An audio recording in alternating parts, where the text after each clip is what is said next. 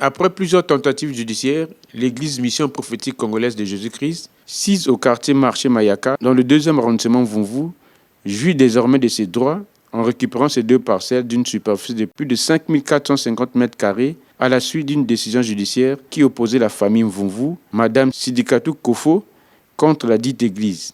Pour mettre en application cette décision, une opération d'expulsion et de démolition a été organisée le mardi 13 et mercredi 14 février à Pont-Noir par Maître Igor Katel Brice Mvwangu, l'huissier de justice du cabinet d'études Maître Mvwangu, en présence des éléments de la force publique. Au départ, il y a eu un règlement de propriété entre l'église et la famille Mvunvu. Donc l'affaire commence depuis 1995. En 1995, l'église et la famille Mvunvu se retrouvent au tribunal de grande instance pour un règlement de propriété. Et à cette époque, l'église va gagner ce procès de 1995. La famille Mvunvu, au départ, qui n'avait pas interjeté appel contre ce jugement, avait aussi donc fait appel. Malheureusement, au niveau de la cour d'appel, la famille Mvunvu avait succombé jusqu'à la Cour suprême. La famille Mvunvu va vendre cette parcelle à une dame qu'on appelle Madame Sidikatou. Et cette dame va assigner l'église en justice pour cessation de troubles de jouissance. Le procès commence en 2012 devant le tribunal d'instance de Tchounuka-Landili. Mais à ce niveau-là, l'église va toujours gagner ce procès et on déclare l'église comme étant une personne qui ne trouble pas la jouissance de Madame Sidikatou. En 2013, un procès aux fins de démolition et expulsion va être intenté par l'église contre Madame Sidikatou. Pendant ce procès, avant que la décision ne soit rendue, Madame Sidikatou va vendre une partie de cette parcelle, une partie de ce domaine, à Madame Mbossa, née Anjona Christelle.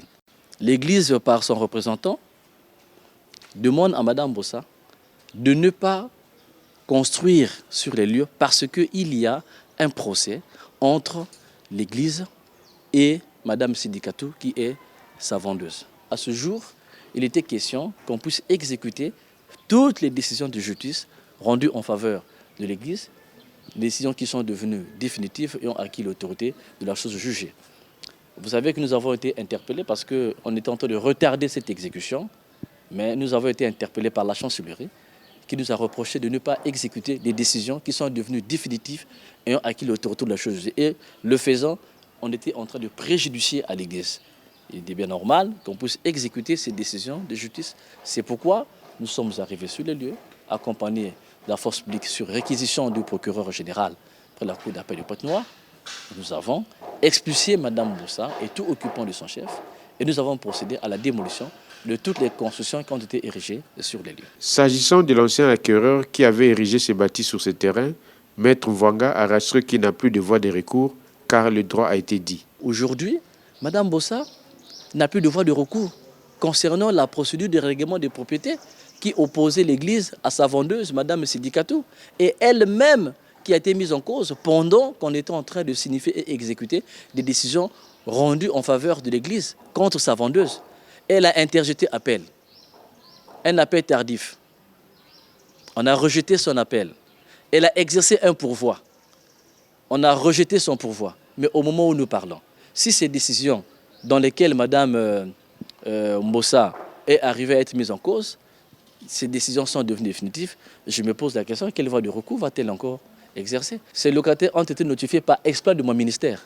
Ça fait plus d'une semaine que je leur ai notifié un commandement de libérer. Je leur ai accordé un délai donné. Ils n'ont pas respecté ce délai sur instruction de Mme Mbossa. Nous avons des informations. Mme Mbossa leur demandait de ne pas quitter les lieux, de ne pas respecter ce commandement. Je leur ai aussi notifié une ordonnance de mise sous séquestre des loyers, le 2. Malheureusement, le 5, ces locataires se sont permis d'aller payer auprès de Mme Mbossa plutôt que d'aller payer au séquestre qui était désigné dans la décision. Donc, les locataires n'ont pas respecté ces décisions.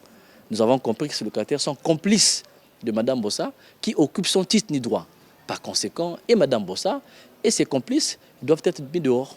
Notons que cette affaire parcellaire qui a tant fait parler a débuté en 1995.